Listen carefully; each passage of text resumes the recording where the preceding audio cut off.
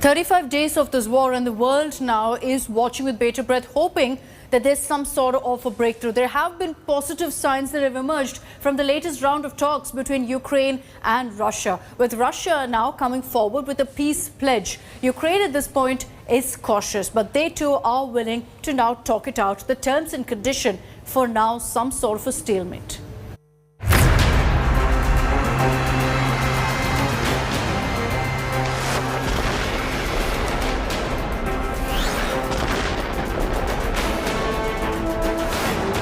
"34 days of bloodshed later, first signs of a thaw. After several unsuccessful rounds of talks between Russia and Ukraine, the two countries have finally made some significant headway in their latest negotiations in Istanbul. Russia has promised to scale down attacks on Ukraine.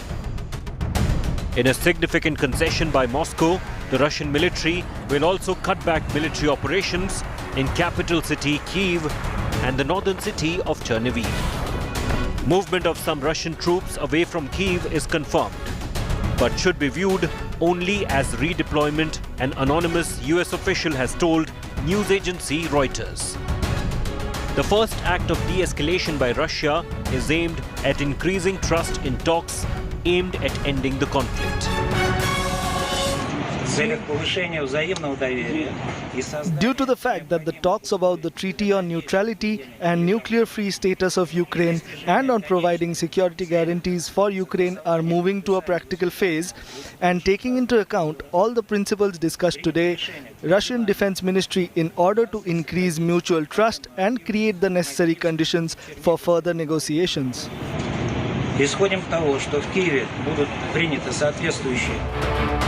Ukrainian negotiators have proposed the country is open to adopting neutral status in exchange for international security guarantees.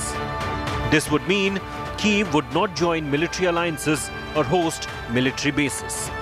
The negotiators say a meeting between Ukrainian President Volodymyr Zelensky and Russian President Vladimir Putin may happen if the talks in Istanbul are fruitful. After today's meaningful discussion, we reached an agreement and proposed that the head of states would meet at the time of initiating the treaty by the foreign ministers, especially because at the time of initiating and confirming details of the treaty, it might be necessary to agree some political nuances and details.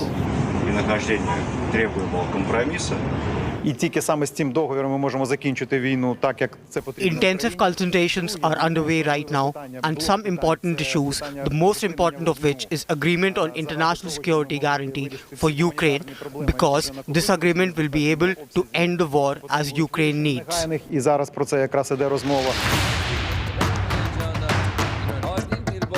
The latest rounds of talks were held at Istanbul's Dolmabahce Palace and the adjacent Shangri-La Hotel. As talks went on, the first sign of some progress came from a tweet by the advisor of Zelensky. The tweet listed his country's concerns like ceasefire, humanitarian corridors that were being discussed. Russian oligarch Roman Abramovich and Ukrainian MP Rustam Umerov, who were victims of poisoning in an earlier round of talks, were also involved in the latest dialogue hosted by Istanbul. After more than a month of destruction, diplomacy could broker a breakthrough that puts an end to the suffering of millions. Bureau Report, India Today. There may be some positive developments as far as dialogue is concerned between Russia and Ukraine, but that hasn't reflected on the ground, because in parts of Ukraine, in mega cities as well as all of the suburbs surrounding these cities, the shelling, the attacks continue.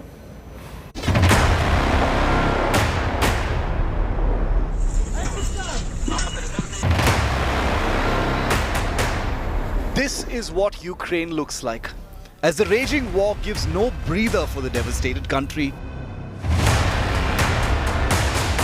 Major cities of Ukraine, including the port city of Mariupol, Lviv in the west, Kyiv near the Russian border, continue to remain the most devastated. A massive explosion rocked the western Lviv region near the Polish border after multiple attacks by Russian forces. Residents of the city were seen running for their lives as smoke engulfed a neighborhood in the sprawling city, now facing a barrage of Russian strikes nearly every day. This was a heart-rending scene in Lurch city after intense shelling by Russian forces. Images capture the massive fire that erupted in Lursk. The rescue team in action could be seen struggling to extinguish this massive blaze.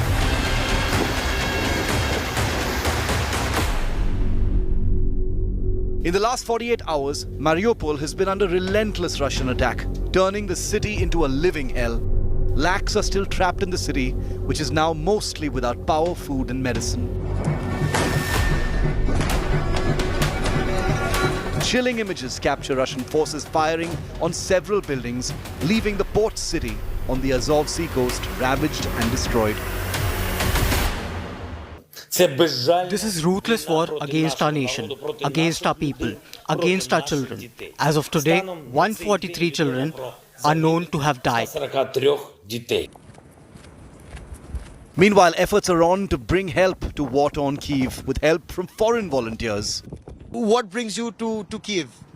I came to help the people of Ukraine in any way that I can and provide support with whatever my skill set can offer. And that includes combat? Eventually it does. For right now, I'm working solely in a humanitarian work. But eventually, yes, I do intend on joining a military group. Right. Also with us is Captain Finney leading this group. Captain Finney, what kind of assistance are you providing? So we are attached with the International Division of Foreign Volunteers who've come to fight for the freedom of Ukraine. We have ambulances, we have drones, and we provide the support to the recaptured villages from the enemy. But Ukraine continues to fight back and protect its land. Ukrainian forces have seized back full control of the town of Irpin, a few kilometers from Kyiv, where India Today had reported during shelling a few weeks ago. The area's mayor said that Irpin had been liberated and that Russian soldiers were offering to surrender. Today, we have liberated Irpin. Now we are carrying out a mopping up operation. It's not possible to return to Irpin yet. It's not safe yet. We are consolidating at our new positions. We will next move to liberate Bucha, Hostomel, Vorzel. We understand that there will be more attacks on our city. We will defend it courageously. Irpin is Ukraine. Today, we have good news. Our defenders are advancing in the Kyiv region, regaining control over Ukrainian territory. Irpin was liberated. Well done. I am grateful to everyone who worked for this result. The occupiers are being pushed away from Kyiv. However, it is too early to talk about secure situation in the parts of our region. The fighting continues.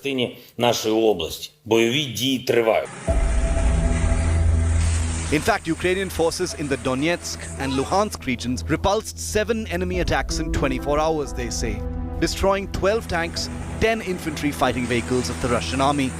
The Russian army also has reportedly suffered losses in manpower.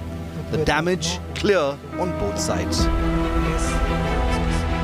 On day 34 of the conflict, while there is relative peace here in Kyiv, there have been a series of missile strikes in the Mykolaiv region. In fact, a government building was targeted, reducing it to rubble and leading to loss of life and property. There have also been strikes in Mariupol, where a Russian tank was also targeted. A video has gone viral of a Russian tank being targeted by Javelin anti-tank guided missiles. The Azov battalion is said to be engaging the Russian forces in pitched battles street by street.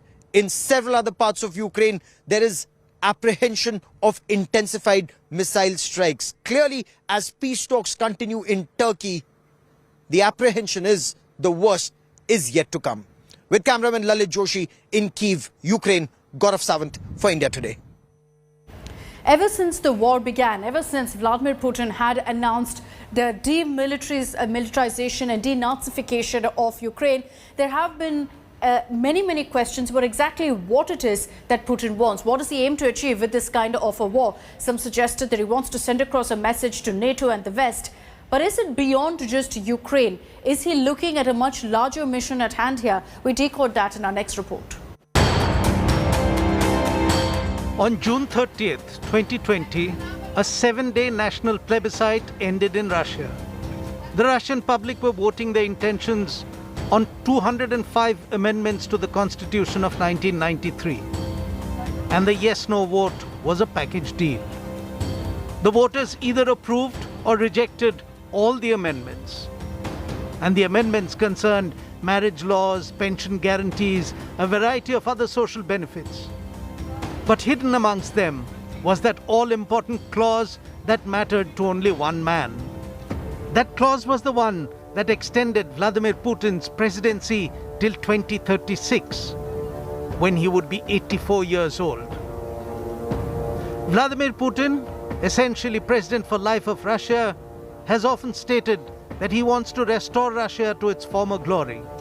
And to do that, he has systematically gone about increasing Russian influence in not just Eastern Europe, but across the world, in Africa and in Asia. Putin's Russia played a major role in the Syrian civil war, where brute force was brought to bear on those against President Bashar al-Assad, effectively propping up the Syrian leader to continue in power. Like Assad, Vladimir Putin has been building a network of friends and vassals across the globe.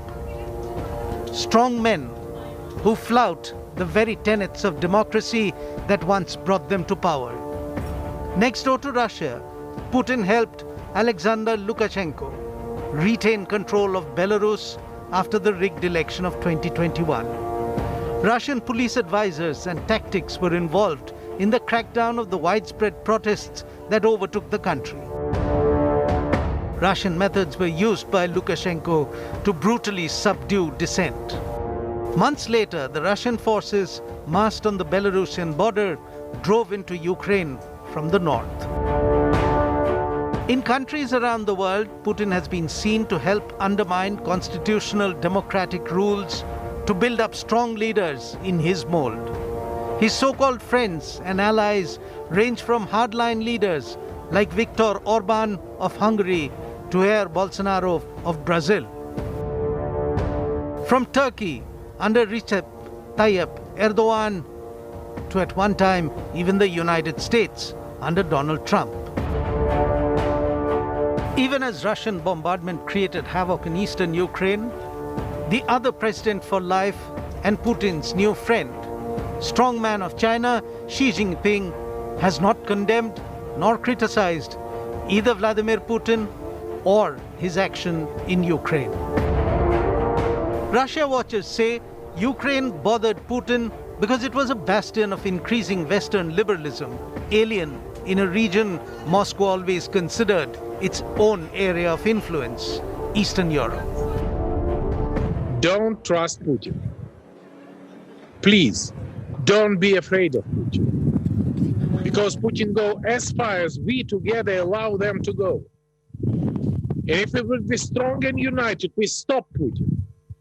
If you find out a compromise with Putin, Putin go further. What probably bothered Putin the most in Ukraine was not the eastward expansion of NATO, which would only have been a military matter, but the spread of concepts like free speech and free choice, dangerous ideas that pose a bigger threat for someone who has installed himself as president for life. Behind President Putin's desk in the Kremlin, there is a portrait of Tsar Peter the Great, the longest-serving Russian leader ever. But if and when Putin officially retires in 2036, at the age of 84, he would have taken over the title from Tsar Peter. Because that is what Putin possibly finally wants, to go down in history as Putin the Great. There have been many attempts to broker peace between Russia and Ukraine. One meeting that happened was with sanctioned Russian oligarch Abramovich, who reportedly is playing a peacemaker. Now, the information and reports have been suggesting that Abramovich took a handwritten note from Zelensky to Putin, to which Putin responded by saying that he will thrash Ukraine. Tell him I will thrash them. With his invasion of Ukraine into its second month, Vladimir Putin has this threatening message for his counterpart. His forces bogged down and he himself being accused of having miscalculated the war, Putin seems to have boxed himself in a corner. And his desperation is now showing. With no way out of the invasion, Putin has dismissed all peace overtures from Kyiv. Ukraine is united in its desire to live freely, to live independently and for the sake of its own dreams, not other people's sick fantasies. Reports suggest that at a meeting with Russian oligarch and Chelsea owner Roman Abramovich, Putin threatened to thrash Zelensky. Abramovich, the unofficial peacemaker, presented Vladimir Putin with a handwritten note from Zelensky. On receiving the note that detailed the war-hit country's peace terms, Putin reportedly said, "Tell him I will thrash them." Russia recently turned down a proposal for one-to-one talks between Putin and Zelensky to end the conflict, saying any talks will be possible only after key issues are resolved.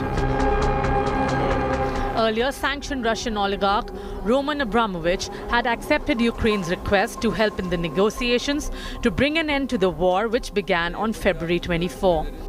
Putin has signaled a clear escalation, even as negotiators from Russia and Ukraine met face-to-face for the first time in 2 weeks for talks in Istanbul, Turkey.